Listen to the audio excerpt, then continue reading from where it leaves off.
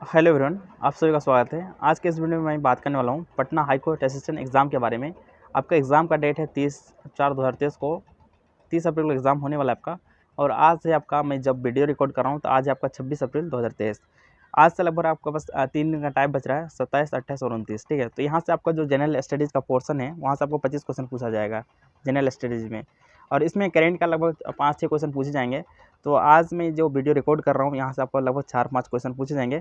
आपको लगभग 15 से 20 मिनट का टाइम आप दो, यहाँ से 4-5 क्वेश्चन डायरेक्टली आपको देखने को मिलेगा। इसमें बाद में क्या, अगर हिस्ट्री, पॉलिटी, ज्योग्राफी वगैरह का आपको देखना मास्टर वीडियो, तो आपको लगभग मेरे चैनल में जीएस की गोली में जाकर देख सकते हैं, जो मैंने बीपीएससी सहायक के लिए कराया। तो वहाँ पे जाकर वीडियो को देख के जाओगे तो आपको बूस्टअप मिल जाएगा, वहाँ से भी क्वेश्चन आपको जरूर देखने को मिलेगा। मतलब कम समय में ज़्यादा चीज़ें मैंने दिया हूँ जो इंपॉर्टेंट है, मोस्ट इंपॉर्टेंट, ठीक है। तो आप एक बार वीडियो को जरूर देख के जाओ वहाँ। जैसे लोक आयुक्त विधेयक 2022 पारित करने वाला भारत का पहला राज्य कौन सा बना है, ठीक है। तो कौन सा बना है? महाराष्ट्र बना है। किस जिले को देश का पहला संविधान साक्षर जिला घोषित किया गया है? तो ऐसा कौन सा जिला है? कोल्लम। कोल्लम जिला कहाँ का? केरला का है।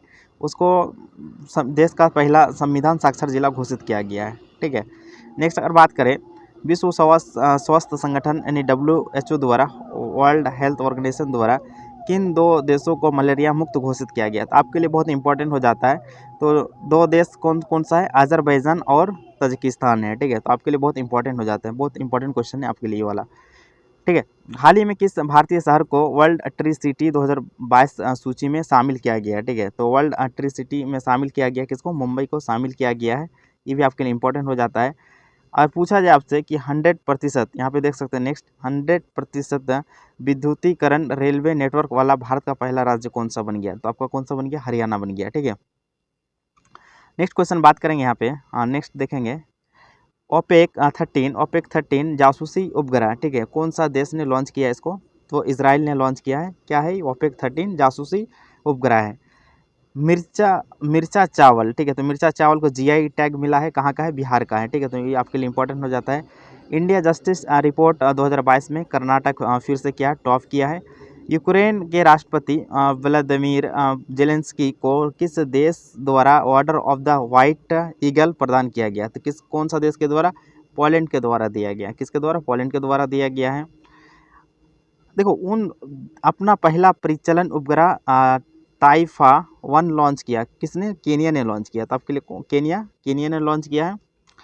नेक्स्ट है, काजीरंगा राष्ट्रीय उद्यान में गज उत्सव 2023 का उद्घाटन किया, ठीक है। गज उत्सव 2023 का उद्घाटन किया। काजीरंगा नेशनल पार्क कहाँ पे है? आपका आसाम में है। और यहाँ पे सबसे पहले सेटेलाइट फ़ोन का यूज़ हुआ था, ठीक है, वायरलेस सेटेलाइट फ़ोन का। तो क्वेश्चन यहाँ से पूछा जाता है, ठीक है। स्टेटस ऑफ टाइगर्स 2022 रिपोर्ट आ चुका है। अनुसार भारत में कुल बाघों की संख्या कितना हुआ? इंक्रीज हुआ है, ठीक है। तो अभी 3167 बाघों की संख्या हो चुकी है, ठीक है। तो यहाँ से क्वेश्चन अभी मतलब लेटेस्ट हुए हैं, तो अभी यहाँ से क्वेश्चन देखने को नहीं मिलेगा, बट मैंने आपको एक फैक्ट्स था तो बता दिया। स्ट्रीट चाइल्ड क्रिकेट विश्व कप 2023 की मेज़बानी कौन सा करेगा? चेन्नई करेगा, ठीक है। तो आप देख सकते हैं। बात करें नेक्स्ट 2022 के फीफा मेंस प्लेयर, तो मेंस प्लेयर कौन है? लियोनेल मेसी है। कहाँ का खिलाड़ी है? अर्जेंटीना का, ठीक है। और अर्जेंटीना ने 2022 का फीफा वर्ल्ड कप जीता था, किसको हरा के? फ्रांस को हरा कर, ठीक है। 21वें शतरंज ग्रैंड मास्टर, ठीक है, कौन है? साइतन दास थे। कौन सा? साइतन दास, ओके। नेक्स्ट अगर बात करें, भारत का पहला ठोस अपशिष्ट हाइड्रोजन संयंत्र कहाँ स्थापित किया गया है? तो कहाँ पे? पुणे में स्थापित किया गया है। गति शक्ति विश्वविद्यालय कहाँ खोला गया? वडोदरा में खोला गया। यहाँ से आपको 2 फैक्ट पता चल गया। का पहला चांसलर किसे नियुक्त किया गया है? तो रेलवे मिनिस्टर अभी कौन है प्रेजेंट टाइम में? अश्विनी वैष्णव जी को गति शक्ति विश्वविद्यालय का चांसलर नियुक्त किया गया है। विश्व की पहली हाइड्रोजन संचालित यात्री ट्रेन, ठीक है। तो अगर विश्व में पूछा जाएगा तो आपसे कौन सा हो जाएगा? जर्मनी हो जाएगा। और एशिया में पूछा जाएगा तो आपका चाइना हो जाएगा, ठीक है। भारत का पहला इंट्रानोजल कोविड-19 वैक्सीन का नाम क्या है? तो यहाँ पे इनकोवैक, ठीक है, इनकोवैक। यहाँ से क्वेश्चन आपको देखने को मिलेगा। विश्व का कौन सा सबसे बड़ा ज्वालामुखी पिछले 38 वर्षों में पहली बार फटा? तो मोना लोवा, ठीक है। तो क्वेश्चन पूछा भी गया था बीपीएससी 68 में। तो यहाँ से देख सकते हैं कितना आपके लिए इंपॉर्टेंट हो जाता है। लोसर उत्सव कहाँ मनाया गया है? तो लोसर उत्सव कहाँ मनाया गया? आपका लद्दाख में मनाया गया है, ठीक है। लद्दाख क्या है? एक इंडियन टेरिटरी है। अब बात करें केंद्रीय बजट 2023-24 के बारे में, ठीक है। तो राजकोषीय घाटा आपको याद रखना पड़ेगा, तो 5.9%, ठीक है, राजकोषीय घाटा। और इसमें हम लोग बात करेंगे कि इसमें जो बजट है उसमें क्या क्या प्राथमिकता है, ठीक है। तो यहाँ पे 7 प्राथमिकता है जिसमें आपको ध्यान देना है, क्योंकि पिछले बार भी क्वेश्चन पूछा गया था बीपीएससी 68 में और 67 में भी, ठीक है। तो पहला इसमें क्या, समावेशी विकास, पहला नंबर में समावेशी विकास। अन्य सेकंड में क्या, अंतिम व्यक्ति तक पहुँच करना है, ठीक है। थर्ड यहाँ पे अवसंरचना है एवं निवेश। फोर्थ आपका है सक्षमता को सामने लाना, ठीक है। फिफ्थ है आपका यहाँ पे हरित विकास, फिफ्थ नंबर में क्या, हरित विकास। छठे नंबर में है युवा शक्ति एंड सातवें नंबर में आपका वित्तीय क्षेत्र, ठीक है। तो आपके लिए इंपॉर्टेंट हो जाता है बजट से, ठीक है। तो बजट का जो डिफिसिट है आपको याद रखना है। नेक्स्ट अगर बात करेंगे रुपया सबसे ज़्यादा कहाँ से आता है, तो उधार यानी बोरोइंग जो करते हैं गवर्नमेंट, वहाँ से ज़्यादा रुपये आती हैं, ठीक है। नेक्स्ट सबसे ज़्यादा किस में खर्च होता है, तो ब्याज मतलब अदायगी में सबसे ज़्यादा खर्च होता है, ठीक है। नेक्स्ट अगर बात करें भारतीय रेलवे को नेट जीरो कार्बन एमिशन बनाने का लक्ष्य कब तक रखा गया है, ठीक है। तो ये 2023 तक रखा गया है, तो आपके लिए बहुत इंपॉर्टेंट हो जाता है। इसके बाद बात करें कि ऑपरेशन दोस्त, ठीक है। तो हाल ही फिलहाल में आपने देखा होगा कि टर्की और सीरिया में भूकंप से ग्रसित मदद के लिए क्षेत्रों को भारत सरकार ने ऑपरेशन दोस्त शुरू किया था, ठीक है, सीरिया में, ठीक है। तो टर्की और सीरिया में जो भूकंप से प्रभावित हुए लोगों की मदद के लिए शुरू किया गया था ऑपरेशन दोस्त। इसके बाद बात करें वन रिपोर्ट, ठीक है। तो 17वीं वन रिपोर्ट का अगर बात करें तो वन रिपोर्ट हर 2 साल में आपको पब्लिश किया जाता है, यानी जारी किया जाता है, ठीक है। तो अभी भारत में क्या वन आवरण का अगर आपसे पूछा जाए कितना प्रतिशत है, तो 21.71% आपका, ठीक है। और पिछले साल की तुलना में वृद्धि कितना हुआ, ठीक है, 1540 किलोमीटर स्क्वायर का वृद्धि हुआ। वृक्षारोपण अगर बात करें तो 2.91% है, और इसमें वृद्धि 721 किलोमीटर स्क्वायर का वृद्धि हुआ। टोटल अगर बात करें तो इसमें टोटल कितना है, 24.62% का है, ठीक है।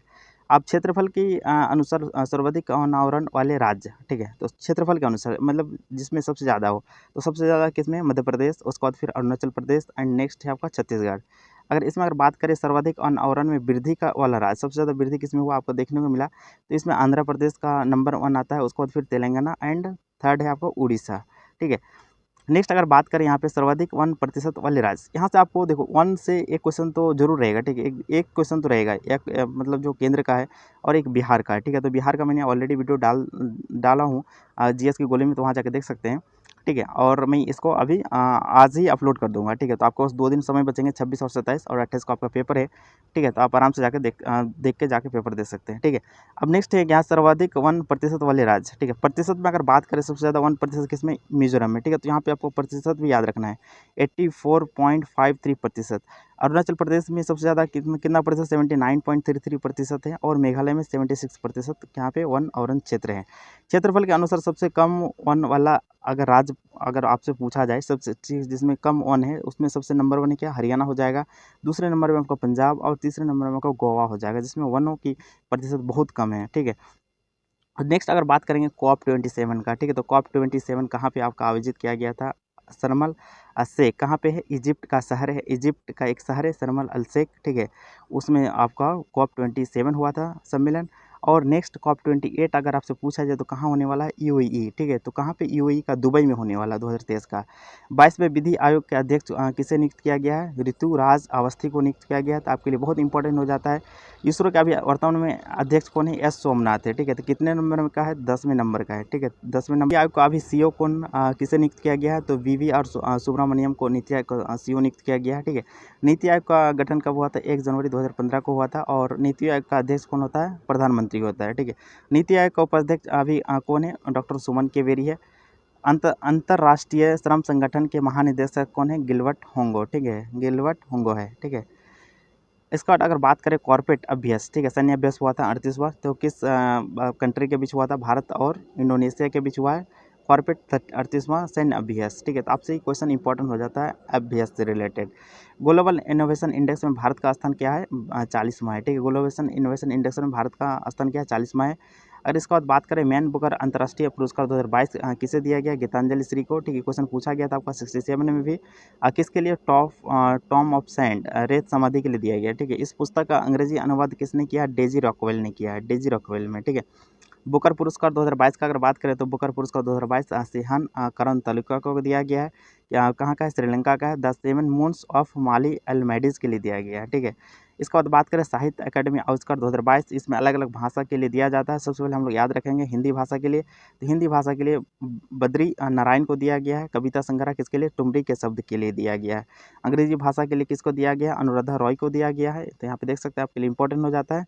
और एक उर्दू भाषा के लिए तो अनीस अशफाक को दिया गया है, ठीक है। अब 3 यहाँ से इंपॉर्टेंट आपको याद रखना पड़ेगा। इसके बाद अगर बात करें तो 57वां ज्ञानपीठ पुरस्कार 2022 किसे दिया गया है, दामोदर मौजो को दिया गया है, ठीक है। नेक्स्ट अगर देखेंगे सरस्वती सम्मान, ठीक है, सरस्वती सम्मान और बीएस सम्मान किसके द्वारा दिया, के बिरला फाउंडेशन के द्वारा दिया जाता है। तो 2022 के लिए किसके, शिव शंकरी को दिया गया, शिव शंकरी को। नेक्स्ट अगर बात करें बीएस सम्मान 2022 किसे, ज्ञान चतुर्वेदी को दिया गया, पागलखाना के लिए पुस्तक, ठीक है। क्वेश्चन पूछा भी जाता है। बिहारी पुरस्कार 2022 किसे दिया गया, डॉक्टर माधव हाड़ा को दिया गया है। नेक्स्ट अगर बात करें यूनेस्को शांति पुरस्कार, ठीक है, तो इसमें किसको दिया गया है, जर्मनी के पूर्व चांसलर एंजेला मार्केल को दिया गया है, ठीक है। मेजर ध्यानचंद खेल रत्न पुरस्कार बहुत इंपॉर्टेंट हो जाता है 2022 में, एक ही मतलब खिलाड़ी को दिया गया है, शरद कमल अचंता को दिया गया। टेबल टेनिस से रिलेटेड है, मतलब खेलते हैं, ठीक है। तो आपसे ये क्वेश्चन पूछा भी जाता है। तो शरद कमल किससे रिलेटेड है, टेबल टेनिस से रिलेटेड है।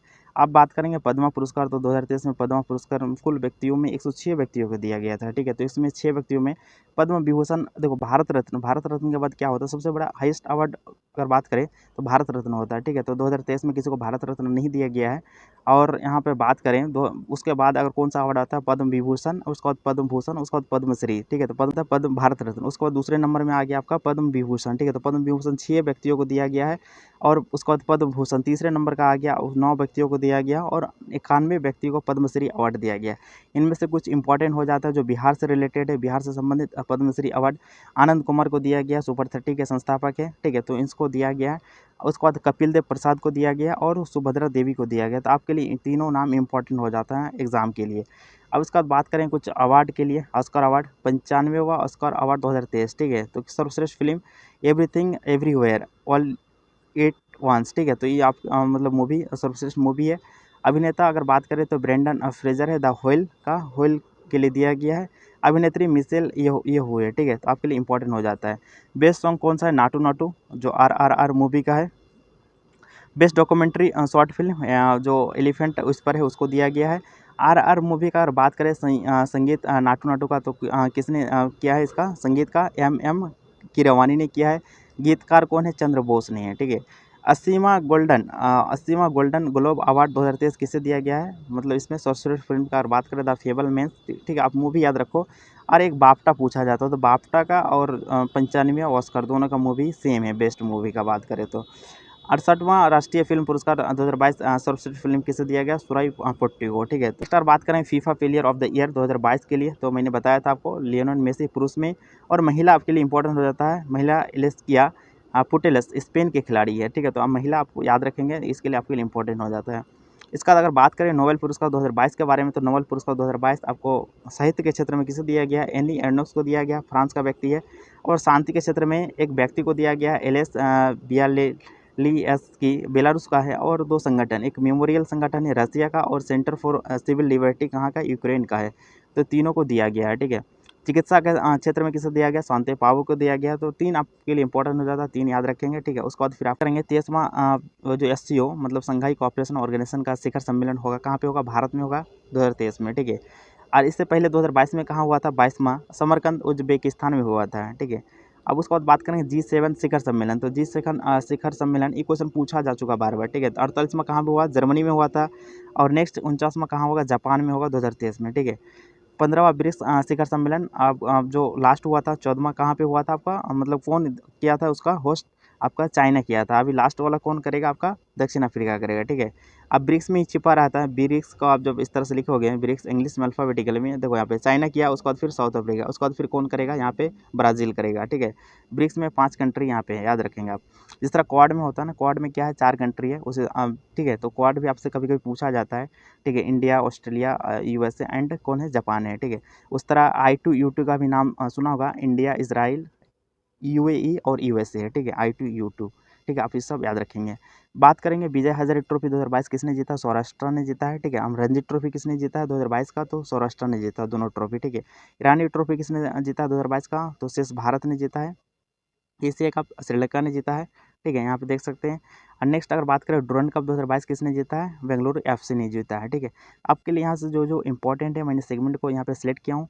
डेविस कप 2022 किसने जीता है, कनाडा ने जीता है। नेक्स्ट अगर बात करें यहाँ पे ऑस्ट्रेलिया ओपन 2023 का, ठीक है, तो पुरुष एकल में किसने जीता, नोवाक जोकोविक ने जीता है ऑस्ट्रेलिया ओपन 2023 का। महिला एकल में अरियाना सवालेका ने जीता है, ठीक है। अब इसके बाद बात करें तो दादा साहेब फाल्के अवार्ड मतलब 52वां दादा साहेब फाल्के अवार्ड पुरस्कार आशा परेख को दिया गया है। ठीक है, तो आप इंपॉर्टेंट सेगमेंट था करंट अफेयर से रिलेटेड। ठीक है, तो यहाँ से आपको क्वेश्चन डायरेक्टली देखने को मिलेगा। ठीक है, 8 से मैं 10 क्वेश्चन यहाँ पे एक्सपेक्ट कर रहा हूँ कि आपको डायरेक्टली रहेगा। ठीक है, जो जो इंपॉर्टेंट सेगमेंट है। अब देखो करंट में बहुत सारी चीज़ है। ठीक है, तो आप बहुत सारी चीज़ों के पीछे हम नहीं हम मतलब जाए, जो इंपॉर्टेंट सेगमेंट है आपको याद होना ही चाहिए। ठीक है, तभी आप 50 में 40 प्लस करके ही आओगे। और जो मैंने प्रैक्टिस कराया है मैथ और रीजनिंग का, तो वहाँ पे आप अच्छा स्कोर कर सकते हो। ठीक है, यहाँ पे लगभग 120 के आसपास अगर स्कोर नहीं करोगे, 120 प्लस के आसपास स्कोर नहीं करोगे, तो आपका यहाँ पे बहुत मुश्किल हो जाएगा सिलेक्शन होने का, क्योंकि यहाँ पे सीटों की संख्या बहुत कम है, 44 सीट है, तो आपको यहाँ पे ज़्यादा से ज़्यादा स्कोर करना पड़ेगा। ठीक है, तो 150 क्वेश्चन है आपका और 2 घंटा 15 मिनट का टाइम है, तो आप जाओ आराम से स्कोर कर सकते हो। इसका